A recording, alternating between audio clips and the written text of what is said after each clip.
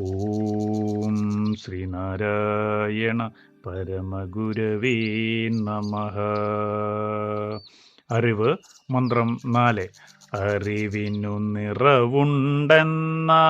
അറിവല്ലാതുള്ളതെങ്ങിരുന്നീടും. അറിവേതെന്നിങ്ങതു പോയറിയുന്നങ്ങെന്നിതെങ്ങിരുന്നീടും.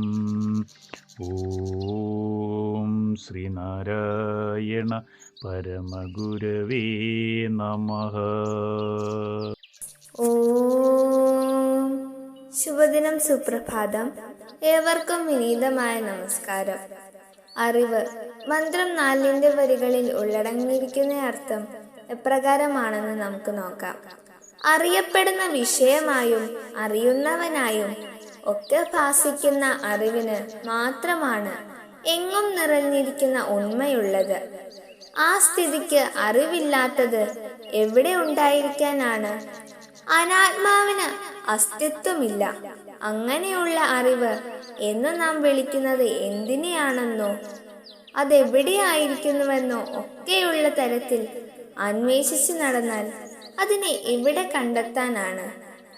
ആ അറിവ് തന്നെയാണല്ലോ വാസ്തവത്തിൽ അന്വേഷണം നടത്തുന്നത്. അത് അന്വേഷിച്ച് കണ്ടെത്താവുന്ന മറ്റൊന്നല്ല. ഓം ശ്രീനാരായണ പരമഗുരവേ നമഃ. ഓം ശ്രീ ശാരദാംബികായേ നമഃ.